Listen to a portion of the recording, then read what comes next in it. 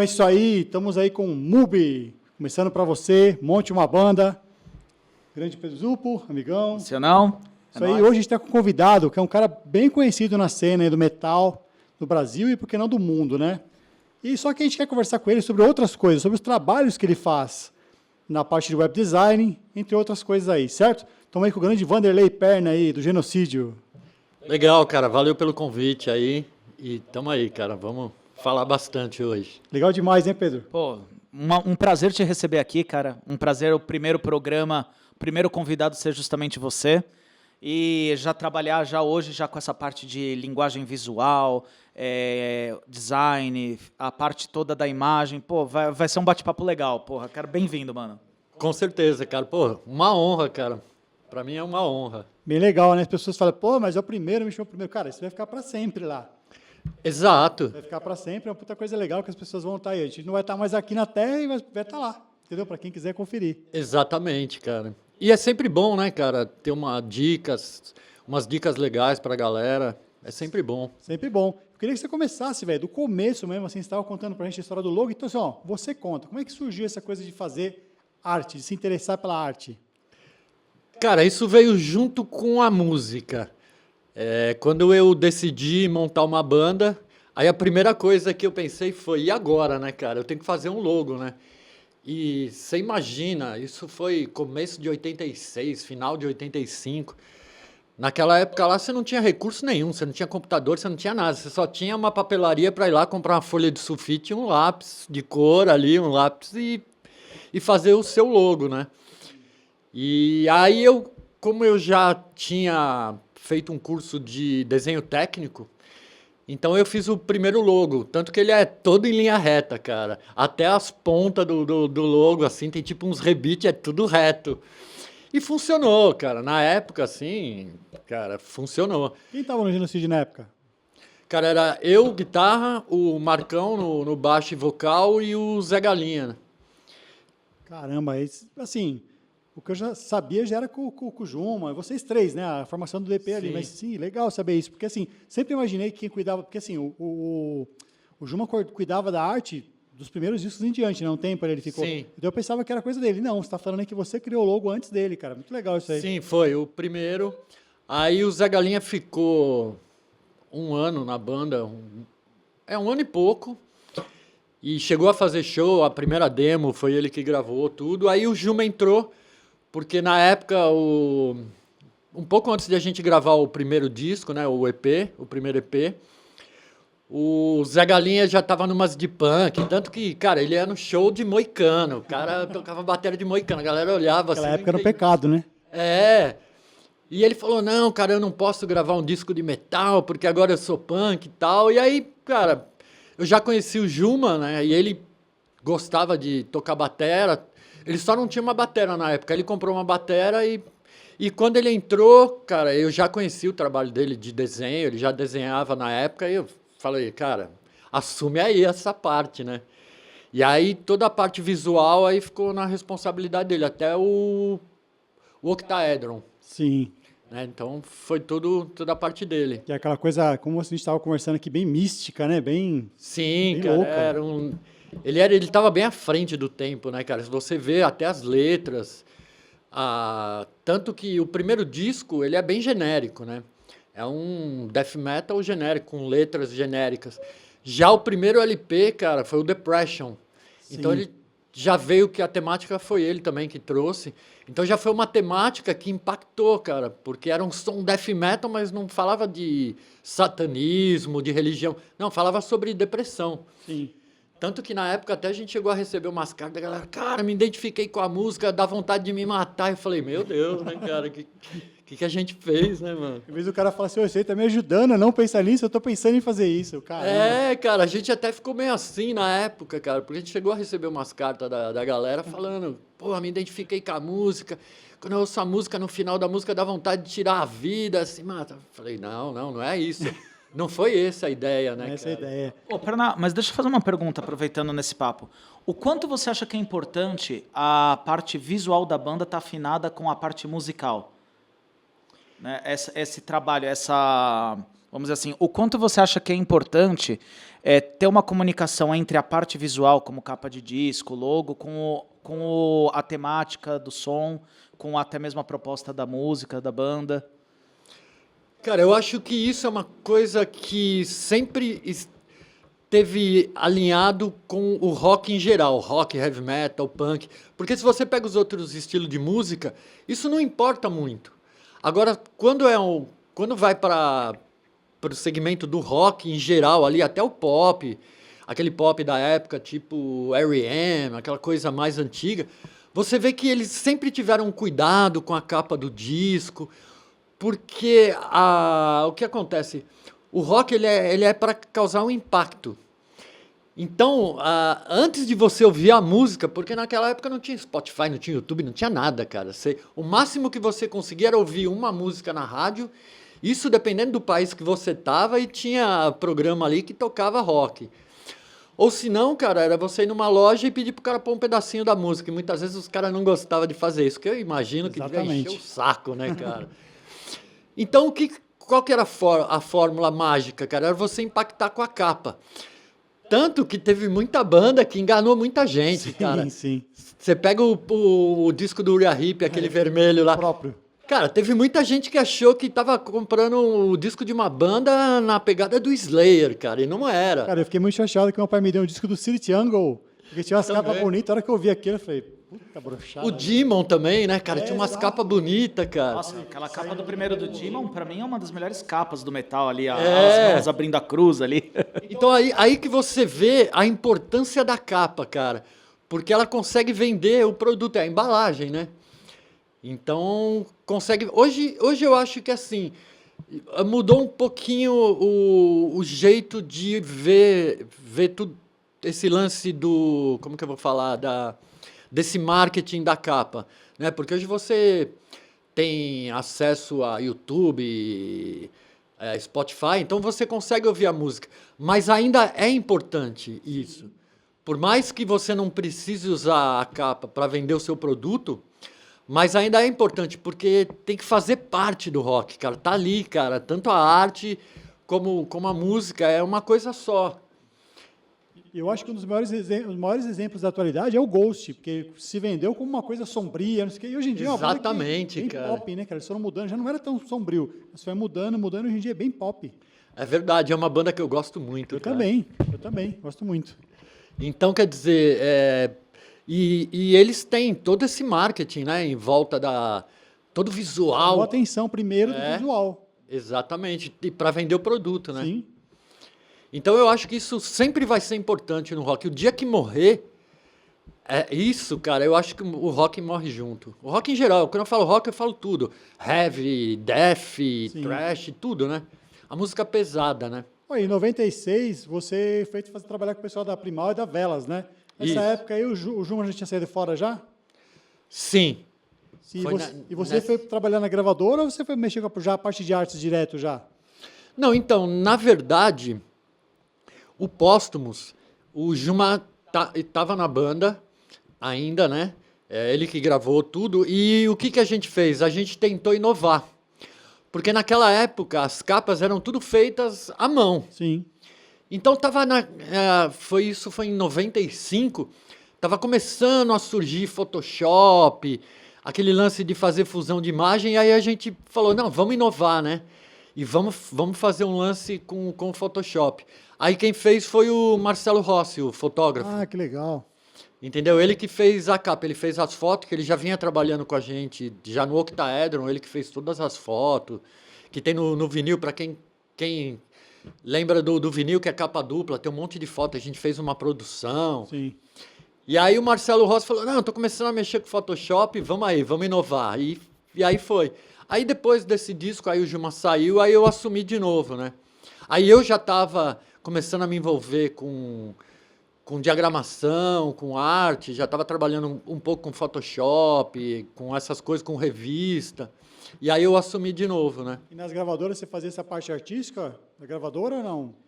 Cara, a Velas era o seguinte, eram 4 pessoas, né? Era uma equipe de 4 pessoas que estavam... Que trabalhavam só com a Primal, porque a Velas na época, eles era uma distribuidora. Então, eles distribuíam Roadrunner, Cogumelo, muita coisa do metal. Então, eles criaram uma gravadora para ter os próprios artistas, né? E na época, tava o Genocídio, Dr. Sim, a banda Mosh, Velhas Virgens e quem mais? Eu não lembro agora, mas eu lembro dessas.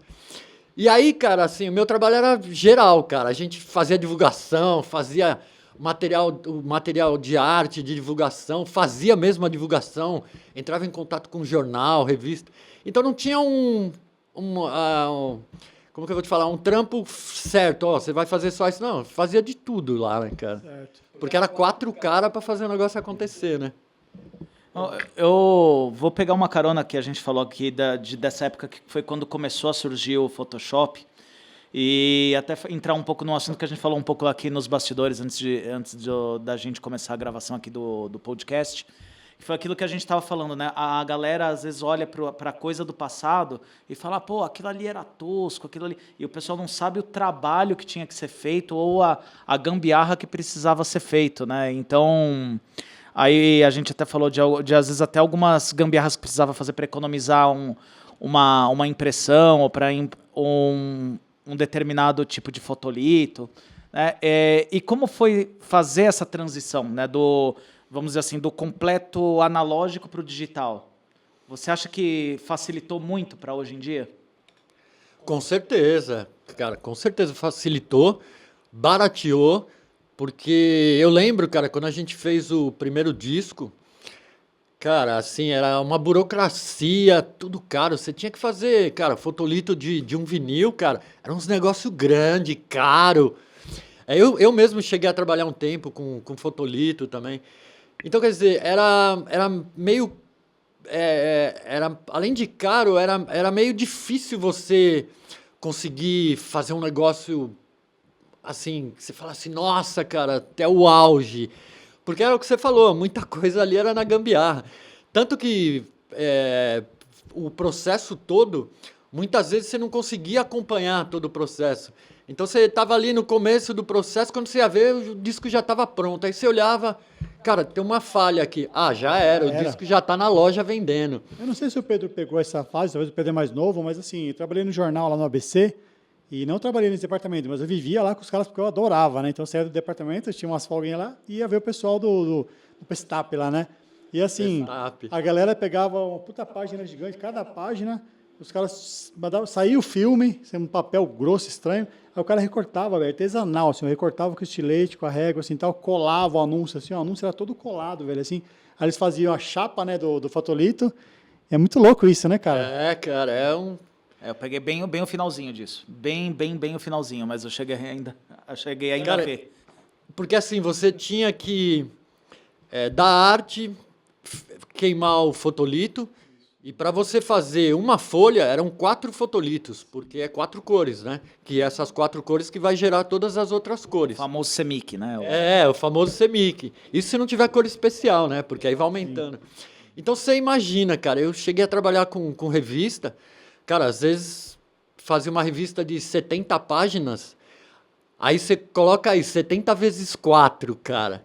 Mano, eu ficava o dia inteiro no fotolito, os caras lá imprimindo, porque é tipo um acetato, né? Então, às vezes, ficava o dia inteiro, cara, no fotolito para imprimir. E aí, desse fotolito, você tinha que queimar uma chapa, que era tipo um alumínio bem fininho, que era essa chapa que ia passar a imagem para o papel. Então, essa chapa ia absorver a tinta ali ia carimbar no papel. Então era uma burocracia, cara, enorme para chegar até o resultado final. As pessoas não fazem ideia, né? Não dão valor, né? Tipo, a coisa dificílima que era na época, trabalhosa, né? E caro. Isso é uma... Caro. E caro. Mas uma impressão que eu tenho, principalmente no pessoal que trabalha na parte artística, em geral, é que isso daí formou excelentes profissionais, porque essa dificuldade, essa necessidade de inovação, essa necessidade da gambiarra, que a gente está falando aqui gambiarra, a gente está usando a palavra gambiarra, tosco, como se fosse algo negativo, e não é. Na verdade, era na verdade, você tirar leite de pedra o negócio, exatamente, né? Eu acho que essa capacidade de tirar leite de pedra transformou profissionais que hoje são capazes de tudo, né? Porque depois disso veio uma geração que hoje em dia, se não tiver um Photoshop em casa, já não consegue fazer nada. Exatamente. O brasileiro, ele é muito criativo, né, cara, nesse ponto, né, cara? E aí vem aquele meme lá, né? Agora a NASA vem, né, cara? É bem isso. Mas é bem isso mesmo, cara. O que acontece que, na necessidade, cara, é aí que você vai ter que usar a sua criatividade, né? E a gambiarra é como você falou. Não é que foi feito ali nas coxas, faz aí, dane-se. Não, cara, a gambiarra era no sentido de que, cara, vamos dar um jeito de fazer acontecer, né, cara? Exato. E saía. E saía. Puta trampo. Saía. E já que a gente falou aí de revistas e tudo mais, você trampou nas revistas, né, cara? Você trampou na Comando Rock e na Rock Brigade, né? A gente até trabalhou junto na Brigade, né? Sim, exatamente. Fiz a Comando Rock, eu fiz do primeiro número até o último. Caramba. Fiz toda a parte visual dela.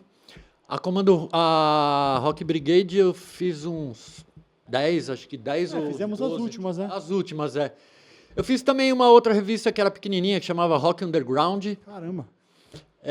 A Lucifer Rising. Lucifer Rising eu lembro. No começo, era uma sociedade comigo, eu e o Tulula. Sim. E aí depois ele acabou continuando com a revista. Fiz bastante coisa, cara, no rock. Tá no sangue, né, cara? Não dá pra fugir, Com né, certeza, cara? né, cara? Fazer, pra quem curte o rock, fazer o lance da rádio, fazer o lance de revista. Meu, era o sonho, né? E ter banda, né? Você fez tudo. É uma forma de poder tentar viver da música, né, Sim. cara? Porque já que não dá pra viver da música, você pode, né, viver tocando a música, né? Então, nos bastidores tem uma oportunidade bem maior, né? E quando que você partiu para capas? Você falou, agora eu vou começar a fazer capa de disco mesmo.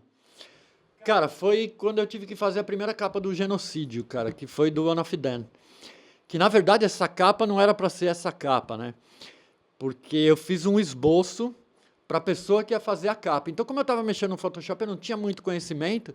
Aí eu peguei e falei pro cara, eu vou fazer um esboço do que eu quero. Em cima desse esboço, aí o cara vai lá e faz, né? O cara que manjava mais. E no fim, cara, acabou saindo a minha capa. Até hoje eu não entendi por quê, cara. Mas como é que você fez? É processo digital ou não? Foi pintada mesmo? Não, digital. Certo. E aí eu já estava na Velas.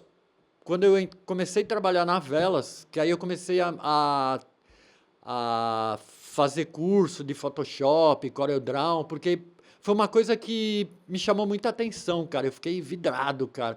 Tanto que a primeira coisa que eu fiz quando eu estava na Velas foi comprar um computador. Eu lembro que na época era caro pra caralho, cara, o computador, cara.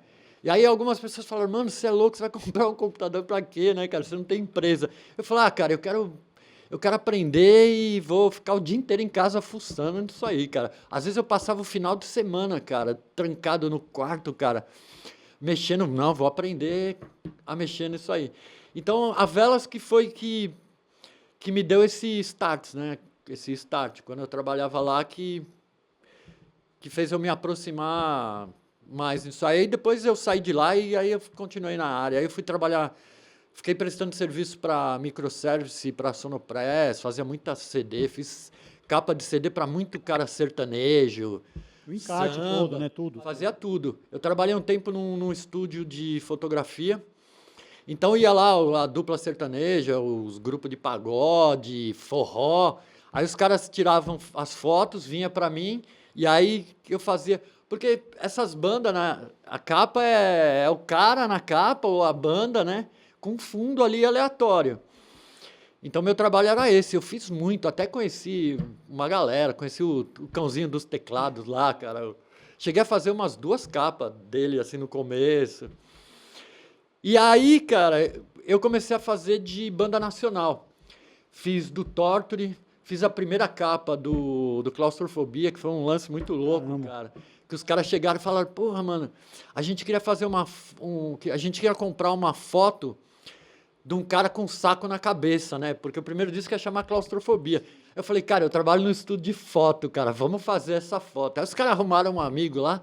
Cara, eu lembro que esse dia foi uma zoeira, plástico, mano. Né? Mano, aí os caras judiaram do amigo, né, mano? Porque meti o saco na cabeça do cara e a gente fez... E aí o cara lá do estúdio, o dono do estúdio, que também gostava de rock... Ele também curtiu a ideia e aí começou, cara. Aí foi a do Torture, fiz o do Claustro, aí fiz do Genocídio. E aí eu comecei a fazer algumas capas, né? Mas nessa época o forte mesmo era a revista. Eu fazia muita revista. Não só de rock, né? Fazia outras coisas também. Livro eu fiz bastante. Cheguei a fazer alguns livros de rock também. Fiz um livro que o Adriano lançou, que era lá da Rock Brigade. Coelho. O Adriano Coelho.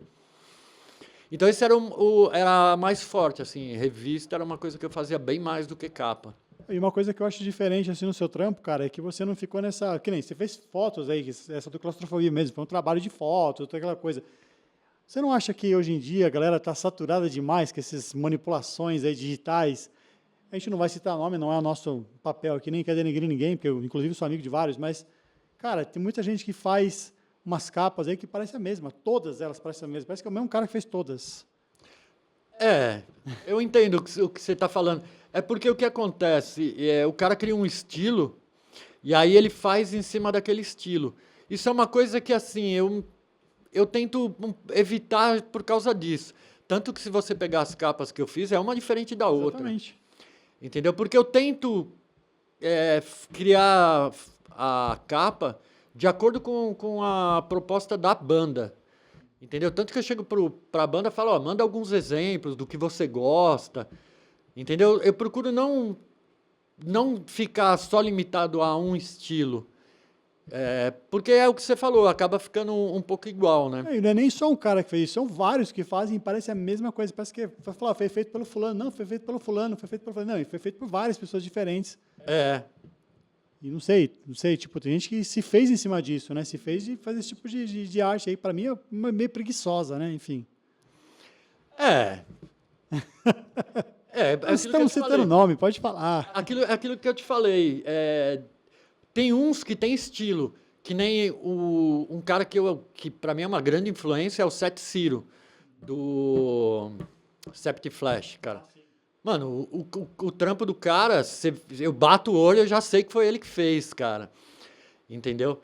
E então, ele tem o estilo dele. E não é uma coisa repetitiva, entendeu? Mas você sabe que é o cara que fez, né? Que nem aquele Ed Rap, cara. Ele faz aqueles puta desenho foda, todo mundo sabe que é dele. Tem uns caras copiando hoje em dia. Tem um cara que copia, mais barato, fala que é o Ed Réplica da série C, assim, tá fazendo... É o Ed Réplica. Ed Réplica. Ed Réplica, pode crer, eu vi. Boa! E ele tá fazendo para várias bandas, inclusive bandas, se eu não me engano, ele tem feito do Evil Dead, que inclusive fazia com o Ed Réplica. O Evil Dead dos Estados Unidos, que tem... os caras eram do Abator, se eu não me engano, do Agent Steel. E os caras estão usando desse cara agora, não sei se porque é mais barato, enfim. É bom também, mas é cópia total. Cara, hoje uma arte pintada à mão, assim, é um valor bem alto. E a desse cara do Ed é pintada à mão, né?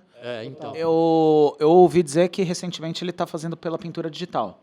Ele fez, inclusive, ele fez para os zumbis, né, mano? A Missão de Satanás. Uma Missão de Satanás foi o Ed Réplica. O Thor conseguiu com ele, mano, mas essa daí acho que é pintura ainda, hein? Não, esse daí já é digital. Caramba. Esse daí já é digital.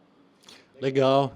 Hoje em dia tem uns mecanismos, né? Dá pro cara jogar aquele tipo de arte que ele faz lá, já... que hoje você simula, né? O pincel, o Exato. bastão, o aerógrafo, Tá vendo? tudo, né? Você consegue simular. Consegue. Mas sabe que eu ia perguntar uma coisa? Já entrando numa polêmica, mas eu não conseguiria passar desse podcast sem entrar nessa polêmica, que é a questão da inteligência artificial. Né? A gente está vendo muito isso, né? E, assim, minha opinião, não sei qual é a sua, né? Vou dar minha opinião, é que há momentos em que ela pode até ser usada em alguma coisa, mas é a morte da arte autoral, na minha opinião, né? E a gente está vendo aí, por exemplo, até bandas grandes. Acho que, se eu não me engano, a última capa do Judas Priest, né? O Invisible Shields, foi feito por inteligência artificial, né? Acho que o Accept também, alguma coisa assim. O Accept eu desconfio, cara. Parece que o Accept foi assumido pela própria banda, que foi inteligência artificial, o último disco. E ele pergunta assim, qual é a sua opinião? Até que ponto a inteligência artificial ela pode ser um instrumento e até que ponto ela é até a morte, porque ela não tem, né, aquela percepção, como você falou, aquela coisa de chegar ali na banda e falar, cara, qual é a sua proposta? Vamos ajustar isso aqui, Né? Então, qual é a sua opinião sobre a inteligência artificial, em especial para o trabalho visual? Cara, eu vou falar uma coisa aqui que talvez seja até polêmico, mas que as pessoas não pararam para pensar ainda. O que acontece com a inteligência artificial? Eu usei no último disco do Genocídio, na capa, foi proposital, e assim, eu tenho por que ter usado, assim, eu posso falar, usei mesmo, porque o que acontece? Eu vou tentar resumir. Os últimos discos do Genocídio foram feitos tudo no Photoshop, com foto. Você pega o In Love with Hatred, a gente fez uma foto, a gente pegou, comprou um coração de boi nesses açougue grande, cara. Aí a gente fez uma foto com a mina, jogou lá um sangue falso, cara. E aí eu trabalhei no Photoshop. Eu usei todos os recursos nas capas do Genocídio. Quando chegou nesse último, eu falei, cara, eu vou ter que fazer a capa. Eu não vou passar para ninguém fazer, porque, cara, não tem porquê, já que eu faço isso. E eu já vinha trabalhando com a inteligência artificial, com imagens, mas não para capa, para vídeos. Eu cheguei a fazer uns 3 vídeos da banda Crochan, da Irlanda, né, que eles são. Cara, porque eles queriam aquelas coisas bem, né, de duende, aquela coisa bem... Cara, eu usei a inteligência artificial, fiz as imagens, só as imagens. Aí recortei o que eu queria no Photoshop, joguei para o After Effects e fiz os vídeos. Então eu já tinha um pouco de conhecimento. Cara, eu falei, não tem por que eu não usar, cara, porque o que eu queria era, assim, tentar fazer uma coisa meio Geiger. E nunca eu ia conseguir fazer isso. E eu consegui criar um prompt que chegou no resultado. E quando eu vi que deu certo, eu falei, cara, cheguei para a banda e falei, ó, eu vou usar. Aí todo mundo falou, não, beleza, cara, você que manda. Aí por quê? As pessoas me falam, mas você usou inteligência artificial, não sei o quê. Né? Falei, cara, o que vai tirar o valor da banda 100% é a música. Quando a banda começar a usar para fazer música, aí não precisa mais do músico. Agora, a arte, se você parar para pensar, o que é a inteligência artificial? É um Photoshop que ele vai pegar um monte de imagem da internet, como se eu for montar uma capa, eu vou pegar a imagem da internet, vou jogar no Photoshop e vou manipular todas para chegar no resultado. A inteligência artificial é isso, é um Photoshop com 1 milhão de recursos, com um processamento muito mais rápido que o computador ali, um computador normal, e ele vai fazer a mesma coisa. Então, se for falar que a inteligência artificial está desvalorizando, o Photoshop também, cara. Então, a arte morreu quando começou a usar o Photoshop. Ah, mas tem um cara ali atrás do Photoshop. E na inteligência artificial também, cara. Não adianta você digitar lá, eu quero um morcego voando sanguinário. Cara, ele vai te dar um morcego aleatório. Então, você vai ter que criar um prompt, entendeu? Você vai ter que saber os recursos que tem ali, porque é como se fosse um Photoshop, vai ter vários recursos que você vai querer na sua arte, entendeu? Então, eu entendo que a inteligência artificial nada mais é que isso, é a evolução do Photoshop. Porque, querendo ou não, a arte feita no Photoshop e a arte da inteligência artificial não é 100% autoral, porque ele pegou uma imagem da internet. Entendeu? Agora, se o cara vai lá no Photoshop, desenha na caneta, aí tudo bem. Aí esse cara é 100% foda. Entendeu? Agora, tirou isso, vim falar, mas fez com inteligência artificial. Não sei o quê, tem o outro cara ali que trabalha com arte, mas ele faz no Photoshop também, ele vai pegar a imagem na internet. Ele só não vai ter a rapidez e a qualidade de uma inteligência artificial. Então, eu acredito que, assim, foi a mesma coisa quando apareceu o Photoshop, entendeu? Quando a gente fez a capa do Póstumos, teve muita gente que virou a cara, pô, mas cadê o desenho do Juma? Fazer capa no Photoshop. Foi a mesma coisa, cara. E agora com a inteligência artificial, a mesma coisa. Então eu acho que não está tirando o emprego de ninguém, porque é aquilo que eu te falei, não é tão fácil assim você fazer uma capa ali. É porque não é muito o que eu vejo é o pessoal simplesmente vai lá num programa, vamos supor, o Bing. Por exemplo, coloca lá, como você falou, me dê um morcego sanguinário. Aí o cara pega só e usa, né? Mas como você falou, tem toda uma capacitação também para o cara saber gerar a imagem do jeito que ele precisa. Exatamente. E você pode trabalhar, que nem a única capa que eu fiz 100% de inteligência artificial foi essa do genocídio. Porque não tinha como mexer ali, cara. Porque se você olhar as imagens, cara, foi uma criação que até hoje nem eu acredito que eu consegui fazer aquilo. Então, não tinha nem o que manipular. Mas teve uma outra banda, que foi a capa do último do Grave Digger, que eu criei algumas imagens com inteligência artificial, joguei no Photoshop, recortei o que me interessava e fui montando. Então, quer dizer, a inteligência artificial ela pode te facilitar, entendeu? Você não precisa ser 100%. Porque muitas vezes você quer uma imagem, um cara numa posição tal, você não consegue achar na internet. E aí, cara, você vai fazer o quê? Vai mudar a sua ideia? Não, cara, a inteligência artificial está aí, cria a imagem, aí você joga no Photoshop, recorta só o que você quer e faz o seu trabalho. Então eu não sou contra, cara, eu sou contra na música. Então, as pessoas extrapolam, eu ia falar exatamente isso, que eu recebi lá no Pegadas de Andreas Kisser um CD que era 100% feito, o cara se orgulha, ele colocou no encarte, não, inclusive ele cita o programa, tudo mais, enfim. Ele fez o disco inteiro, a capa, a música, tudo, inteligência artificial. Cara, eu não gostei, o estilo dele é power metal, que era bem feito, mas tá na cara que o negócio era bem descartável, assim, bem, vamos dizer assim, plástico. Então, mas é porque quando cai na música, cara, aí você descaracteriza tudo, né? Eu acho que até na música tem uma questão de um limite. Vou dar o exemplo dessa última música dos Beatles, né? Que eles usaram a inteligência artificial para isolar de uma demo que tinha gravada num gravadorzinho como seria a voz do Paul McCartney, do John Lennon, perdão. Do John Lennon para aquela música. E eles pegaram a inteligência artificial, mas na verdade ela para finalizar partes da música que não teriam como finalizar, né? Para restauração. Aí, nesse caso, eu achei interessante. É interessante. Pegaram ali uma gravação de voz de péssima qualidade, porque ele gravou naqueles MDzinho, né? Pelo que eu pude ver. MDzinho da época nem tinha isso. O cara deve ter gravado naqueles gradientes, né? Inglês, né? Os gradientes. Fala que ele colocou em cima do piano e cantou assim, gravou, e pegaram dessa gravação a voz dele e reconstruíram a voz por inteligência artificial para poder... Tipo, aí eu acho que é um recurso interessante. Justo, cara. E depois outra. Ficou bem claro ali, né? Porque tem banda que faz as bandas. O cara vai lá sozinho, lá, cria as músicas com inteligência artificial, cria a capa, joga lá no Spotify e não fala nada. Entendeu? Aí eu acho que é sacanagem, né? Porque o cara tá querendo ganhar os louros ali, os pontos ali, de uma coisa que ele não fez. O cara não sabe nem tocar um instrumento. Muitas vezes o cara não... Você toca alguma coisa? Não, não toco, mas eu que fiz as músicas. Então não foi você, né? Então eu acho que tem que ter limite, cara. Eu acredito assim, que tem que ter limite. Acho que a arte, vídeo...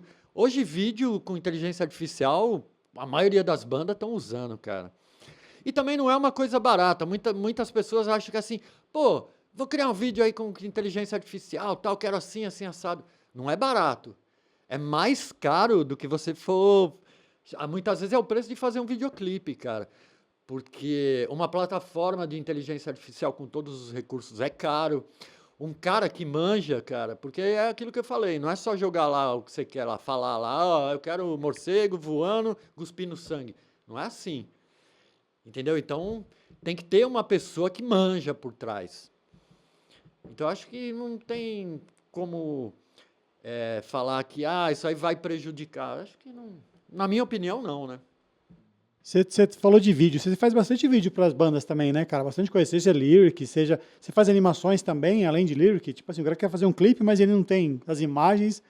Tá rolando isso também? Faço. Eu não desenho a mão livre, entendeu? Então, eu não tenho como fazer aquelas animação, mas eu faço muita coisa próximo disso. Faço algumas coisas em 2D, 3D, entendeu? Eu fiz para bastante banda. Aqui do Brasil, já fiz além do Genocídio, Torture Squad, Nervocaus.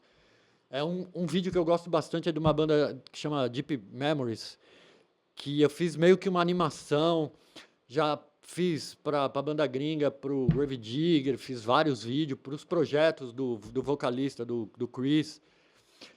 Bork Nagar, já fiz vídeo. Eu faço algumas coisas também, que até uns trabalhos legais que eu fiz para uma banda alemã que chama Ion Gods, que os caras gravaram no fundo verde, eles tocando no fundo verde, e aí eu joguei no After Effects E aí montei os cenários em 2D, 3D, os caras tocando ali no meio. Então, quer dizer, eu faço de tudo, entendeu? Lyric, edição de clipe. Bom, aproveitando que você trabalha com essa parte de clipe, toda essa parte visual, qual a importância que você vê hoje em Instagram e YouTube para alavancar o trabalho de uma banda? Porque, como a gente estava falando aqui antes, né? Antigamente você queria alavancar a banda, era na zine, na revista, no boca a boca e nos cartazes pendurados ali no ponto onde a galera frequentava, né? E hoje é uma coisa totalmente virtual, né? Às vezes os fãs da banda nem se conhecem, né? E eles têm acesso à banda pela internet. Qual a importância que você vê? Principalmente, eu vou citar o Instagram pelas imagens e o YouTube pelos vídeos, né? Qual a importância que você acha que isso traz no trabalho final para a disseminação do trampo de uma banda em geral? Ah, isso é 100% hoje, cara, porque você não tem outro caminho para você divulgar seu trabalho. Se você não aparecer para o maior número de pessoas em rede social, YouTube, cara, ninguém vai entrar no Spotify para ouvir sua música. Então, acho que isso é muito importante hoje. Que é o que você falou, né? Antigamente a gente não tinha nada disso, cara. Nosso feed de notícia era as paredes das lojas da Galeria do Rock, cara, que era um monte de cartaz de show, de lançamento.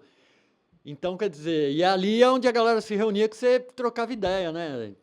Então, hoje, não tem mais isso. Então, a rede social hoje, as plataformas, é o que vai alavancar o seu trabalho, né? Se você não tiver ali frequente ali, postando coisa da banda, mostrando o seu trabalho, cara, você não vai sair da garagem, né? E a qualidade da imagem é muito importante? Desculpa, Luciano, eu te cortei. Assim, acho. o que eu quero dizer, você acha até que ponto a qualidade que você está oferecendo de uma imagem no Instagram ou de um vídeo no YouTube é determinante nesse ponto? Ah, com certeza. Aí entra no começo que a gente falou, né, cara? A pessoa não conhece a música. A primeira coisa que ela vai ver ali no Instagram é uma imagem da capa do disco, ou vai ver um pedacinho, um teaserzinho do vídeo. Então, acho que conta bastante, né? Se você tiver um trabalho legal, vai chamar atenção, né? Você vai parar, vai falar, pô, que legal isso aqui, né, cara? Bom, eu sou assim, Não, né? acontece comigo direto, cara. Eu vejo uma capa, falo, puta capa foda, aí eu vou procurar a banda no Spotify pra ouvir, ou no YouTube, enfim. Aí Exatamente. você às vezes dá aquela brochada, você fala, não é legal não. Mas várias vezes você viu a capa, eu já corro atrás. Mas só o fato de fazer você ir atrás, Exato, cara, funcionou. Já para a banda funcionou. Se você vai gostar ou não, aí já é uma outra parte, aí já entra no gosto da pessoa. Mas o trabalho da banda, que é trazer o cara até o seu Spotify, seu YouTube, já conseguiu.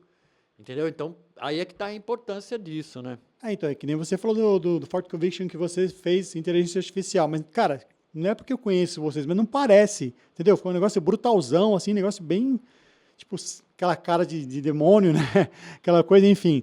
Mas aquilo chama muita gente também, né? Muita gente deve ter ido, chega ao disco, assim, por conta disso, né? Fala, pô, que louco isso aqui, cara, vou ouvir esse... Sim, ajuda bastante, cara. Mas também tem a galera vira o nariz, né? Mas tem gente que não sabe que é inteligência. Tem muita gente que não sabe, é verdade. Não faz nem ideia. Tem muita gente que se você não falar, não vai descobrir. Não vai. É uma manipulação, de repente igual essas manipulações que a gente falou, mas é uma manipulação que deu certo, assim, mais raivosa, assim. Não ficou aquela cara de que a galera faz que foi tudo igual. Não, ficou uma coisa bem raivosa mesmo. Então, aí entra no lance do prompt, né, cara? Se você não souber como criar um prompt, a inteligência artificial ela vai te dar o genérico. Você que tem que falar para ela o que você quer, né? Da forma que você quer. Então, é o lado de você ir lá e fazer um negócio bem feito, né? Deixar na mão de quem sabe, né? Ah, mas isso é caro. Infelizmente, cara, é assim que funciona, né? Pra ter banda, cara, não é tão fácil, né? Não é só chegar lá e tocar no show, né? Infelizmente, né? Então, pra tocar no show, você vai ter que fazer tudo isso antes, né? Porque se você não tiver feito tudo isso, cara, ninguém vai te chamar pra fazer show. Uma coisa que legal que vocês fizeram muito foda é aquela camiseta que vocês estão divulgando disso, que é muito legal. Aquilo já é uma arte que você fez antiga, no modo antigo. No modo antigo. Porque a ideia, o que era? Era fazer alguma coisa referente ao vídeo que a gente lançou, da música, né? Só que eu não ia pegar aquela arte da inteligência artificial e jogar na camiseta. Eu achei que ia ficar muito genérico. Eu falei, não, por que não criar uma coisa antiga, mas referindo-se ao vídeo que está ali com artes criada com inteligência artificial. E aí foi o que eu fiz, cara. Usei Photoshop, usei Illustrator, que tem umas coisas vetorizadas ali no meio. Pô, legal isso aí, E cara. também para, né, pra galera ver que não é só inteligência artificial, né, cara? Sim, né? Porque o uso da inteligência artificial não deixa de te fazer um artista. Sim. Esse que é o ponto, né? Talvez o que o pessoal tenha que ver, né? Que isso não te faz deixar de ser um artista, né? Ela é só mais uma ferramenta. É só mais uma ferramenta, exatamente. É diferente de um cara que não mexe com isso, vai lá e, sei lá, digita lá o que ele quer e aí, beleza, tem. Você faz isso, você trabalha com isso. Você não está roubando. Ah, mas vai roubar emprego. Eu trabalho com isso, eu estou fazendo. Exatamente. Foi o que eu pensei quando eu fiz a capa, cara. Eu falei, eu não vou tirar o trabalho de ninguém porque eu que vou fazer. Então eu posso me dar o luxo de escolher a forma que eu vou fazer, cara. E eu quis não inovar, né? Mas participar dessa inovação. Foi uma experiência, cara. E o Genocídio sempre foi uma banda que sempre quis sair fora, né? Eu tava vendo uma entrevista nossa de 94. E aí, cara, eu comecei a ver, cara, que o disco que a gente fez em 94, Póstumos, a gente foi completamente pro outro lado do que tava rolando a cena no Brasil. Porque em 94, a maioria das bandas, cara, eu comecei a procurar, cara, até o Angra, cara, os caras naquela época ali, não exatamente em 95, né, que foi. Mas todo mundo tava indo naquela onda do Roots, do Sepultura. Colocar lance brasileiro, batuque. Cara, a gente fez um disco, cara, a gente gravou um cover do Sister of Mercy, a gente gravou essa música em 94. A primeira banda a gravar foi o Paradise Lost em 95. Só que a gente teve a infelicidade de só sair em 96. Mas eu tenho uma gravação de 94 e com o Marcão nos vocais, que a gente gravou foi tipo uma demo. A gente gravou um cover do Sister e do Joy Division. E aí o que acontece? Eu tava vendo, cara, que naquela época a gente foi completamente pro outro lado, cara. Aí a gente fez uma música acústica com uma mina cantando, entendeu? Que era um lance meio Daddy Can Dance. E a gente sempre tentou ir pro outro lado do que tava rolando, né, cara? E aí, quando eu vi, eu falei, não vou me limitar, cara. A gente sempre tentou inovar, eu vou fazer o que eu tô afim, cara. E ponto. Quem gostar, gostou. Se não gostar, paciência, né? E me corrija se eu estiver errado. Essa música, essa versão com o Marcão saiu naquela compilação de covers que vocês fizeram aí, não saiu? Saiu. Aí, ó. Tem as datas ali, tá cronológico o negócio ali, tem tudo ali. Porque, na verdade, a gente tinha gravado o cover do Venom, que tinha saído no Octaedron. E aí a gente gravou Joy Division, Sister e gravamos o cover do Hellhammer, que depois a gente regravou de novo no Póstumos, com o Murilo no vocal. Que ia sair um compacto, cara, com os 4 covers que ia chamar Ancestors. E aí, na época, acabou não rolando tudo e ficou lá guardado. Eu tenho todos os arquivos lá, naquelas fitas DAT lá. E aí, quando pintou essa ideia de juntar todos os covers, cara, eu falei, mano, vamos pegar a versão original de 94 também e vamos jogar lá, né? Porra. E até usamos até o nome também, né? Ancestors. Então, muito foda. Ô, Perna, fala uma coisa. Você já falou que já trabalhou com bandas de pagode, já trabalhou com tudo que é estilo aí, né? Nos anos atrás aí. Mas me fala uma coisa, cara. Mesmo sendo um puta profissional desse negócio, teve alguma banda que você falou, não vou fazer porque eu vou me queimar muito, que isso aqui é muito... Ou porque é muito tosco, ou sei lá. Você fala, não vou fazer não. Teve alguma banda já que você falou, não vou fazer trabalho pra essa banda? Cara, quando eu fazia pra galera que não era do rock... Eu nem punha meu nome, cara. E o nome do estúdio de fotografia. E eu era funcionário, né? Eu até tinha a liberdade de colocar, e eu falava pro cara lá, falava, não vou pôr, né, mano? Meu negócio é rock. E, cara, eu só queria ganhar minha grana ali e acabou. Mas teve um vídeo de uma banda que eu fiz e, cara, eu não pus o meu nome, cara. Mas não vou falar o nome Não, dela. lógico, nem precisa. Mas tem banda hoje que você fala, não trabalho não. Porque, cara, a banda, assim, o cara... É. Mano, muita coisa assim, completamente desconexa, cara. Entendeu? Mas fiz o trabalho como se fosse para qualquer outra banda, entendeu? Assim, como se fosse fiz o meu melhor, entendeu? E a banda também, cara, eu nunca vi esse vídeo no YouTube. Eu acho que o cara só postou o vídeo no Instagram, porque eu nunca vi, já procurei várias vezes. Aí também, mas foi a única vez, assim, dentro do rock, que eu achei melhor não colocar meu nome, porque ia me queimar, cara. Mas fora isso, cara, não tem problema não, cara. O problema é a banda, cara. Eu fiz o trabalho, me pagou, eu faço.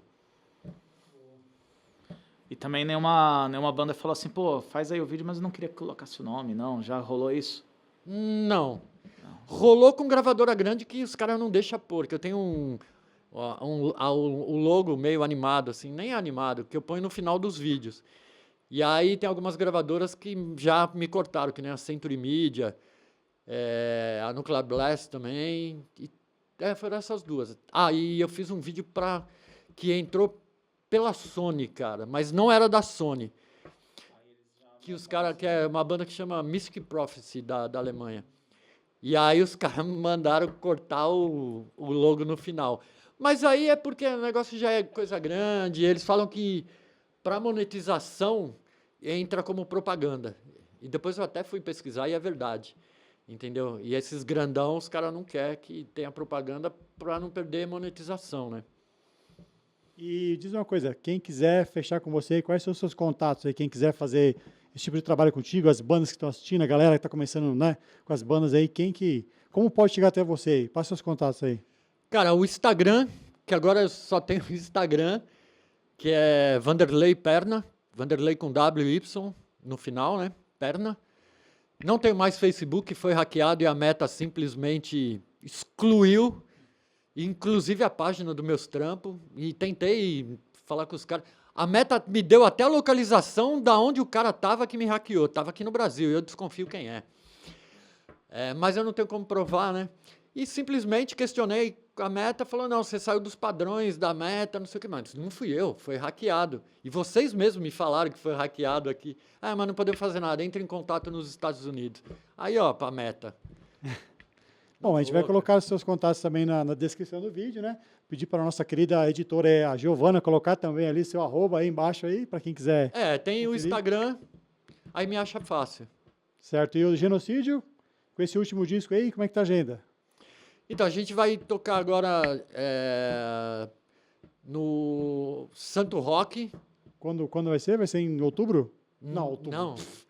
É março, acho que é, né, cara? Tô louco. Puta, agora até me Com perdi. o Coroner, Vou até editar essa Coroner, parte. dia 30 de março. 30 de março, exato. A Mas dá gente, Torture e Coroner. E a gente está fechando mais alguns outros shows em festivais, mas ainda não tem nada fechado. Certo mesmo é esse com o Coroner. Lá na sua área lá, cara. Com certeza, onde eu morava, né? Que agora eu sou de São onde você Paulo. morava, Agora você está na minha área, né? Tá Agora eu tô na sua área, agora eu sou Zé L. Todo mundo é Zé L aqui, hein? Agora estamos tudo ZL. Tudo ZL. Só fala aqui, como fazer o negócio Bom. lá. Não sei. Melhor nem fazer gestos, só que você Não, tá não matando. pode, cara, não pode fazer já. Ó, infelizmente, a gente tem um tempo, né, para não deixar saturar, então ficou um papo bacana pra caramba. Queria agradecer demais aí o Perna por ter participado aí, falado desse trabalho dele aí, que é bem legal, por isso que a gente chamou ele para estar aqui.